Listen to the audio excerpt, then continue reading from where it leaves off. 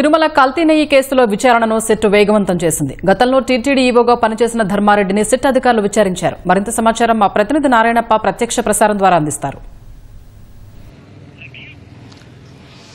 స్వప్న, తిరుమల శ్రీవారి లడ్డూ తయారీకి సరఫరా చేసే నెయ్యి కల్తీ అయిన కేసుకు సంబంధించి సిబిఐ నేతృత్వంలోని సిఐడి తన విచారణను విస్తృతం చేసింది.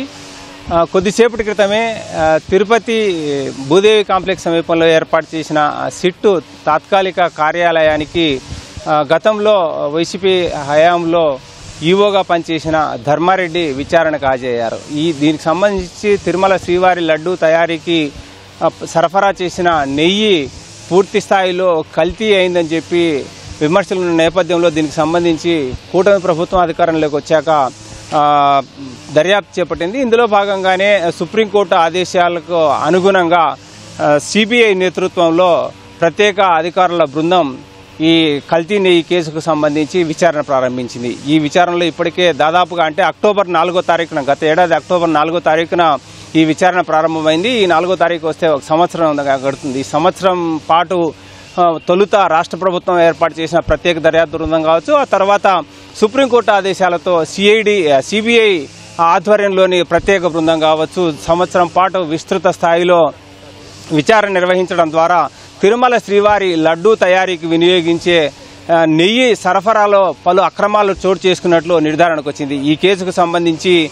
23 మంది మీద కేసు నమోదు చేయగా ఇప్పటి వరకు 9 మందిని అరెస్ట్ చేశారు. వీరిలో అత్యధిక మొత్తంలో తిరుమల శ్రీవారికి లడ్డు తయారీకి వినియోగించే నెయ్యిని సరఫరా చేసిన బోలేబాబా డైరీకి సంబంధించి బోలేబాబా డైరీ డైరెక్టర్లు విపిల్ జైన్ కావచ్చు, పొమ్మిల్ జైన్, అదేవిధంగా శ్రీ వైష్ణవి డైరీకి సంబంధించిన సిఇఓ రాజా రాజేంద్రను, అదేవిధంగా ఏఆర్ డైరీకి సంబంధించిన డైరెక్టరు అపూర్వ చావ్డా, అదేవిధంగా అత్యంత కీలకమైన అంశం టీటీడీ మాజీ చైర్మన్ వైసీపీ నేత వైవి సుబ్బారెడ్డి వ్యక్తిగత సహాయకుడు చిన్న అప్పన్న, అలాగే ఇటీవలనే 2 రోజుల క్రితం బోలేబాబా డైరీకి అధిక సంఖ్యలో ప్రమాదకరమైన రసాయనాలను సరఫరా చేసిన అజయ్ కుమార్ సుగంధి, ఇలా పరువులు 9 మందిని అరెస్ట్ చేశారు. వీరికి సంబంధించి వీరిని కోర్టులో హాజరుపరిచే సమయంలో రిమాండ్ రిపోర్టు కావచ్చు, అదేవిధంగా ఇప్పటి వరకు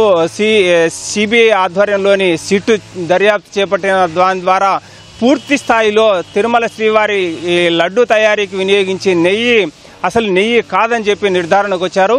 దీంట్లో 68 లక్షల కిలోలు అంటే 2022 నుంచి 2024 మధ్య కాలంలో 68 లక్షల కిలోల నెయ్యిని సరఫరా చేశారు ఈ బోలేబాబా డైరీ నుంచి. బోలేబాబా డైరీ పూర్తిగా ఎలాంటి పాలు కొనుగోలు చేయకుండా, నెయ్యి వెన్న ఉత్పత్తి చేయకుండా కేవలం అంతా ప్రమాదకరమైన రసాయనాల ద్వారా తయారు చేసిన నెయ్యిని తిరుమల శ్రీవారికి లడ్డు తయారీకి వినియోగించే నెయ్యిని సరఫరా చేశారని చెప్పి ఇప్పటికే సిట్టు నిర్ధారణకు వచ్చింది.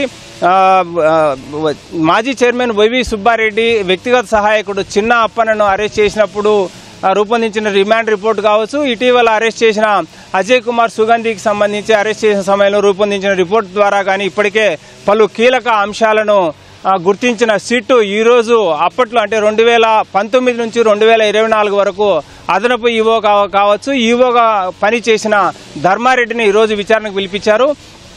ఈయన ఆ సమయంలోనే పెద్ద ఎత్తున నెయ్యి కల్తీ అయిన నెయ్యి తిరుమలకు సరఫరా అయిందని చెప్పి ఆరోపణలు ఉండడం, ఇప్పటికే పలు అంశాలను గుర్తించిన నేపథ్యంలో వాటన్నిటినీ ఆయన ముందు ఉంచి నెయ్యి కొనుగోలుకు సంబంధించి ఎలాంటి నిబంధనలు పాటించారు, బోలేబాబా డైరీ కావచ్చు, వైష్ణవి డైరీ కావచ్చు, లేకపోతే ఏఆర్ డైరీ కావచ్చు, బోలేబాబా డైరీ సరఫరా చేస్తున్న నెయ్యి నాణ్యత లేదని చెప్పి నిర్ధారణకు వచ్చిన తర్వాత వారిని బ్లాక్ లిస్టులో పెట్టిన సమయంలో వైష్ణవి డైరీ ద్వారా కావచ్చు, ఏఆర్ డైరీ ద్వారా తిరుమల తిరుపతి దేవస్థానానికి నెయ్యి సరఫరా చేసే సమయంలో చోటు చేసుకున్న అక్రమాలకు సంబంధించి కూడా ఈరోజు గతంలో టీటీడీ ఈవోగా పనిచేసిన ధర్మారెడ్డిని విచారణలో ప్రశ్నించేందుకు అవకాశం ఉంది.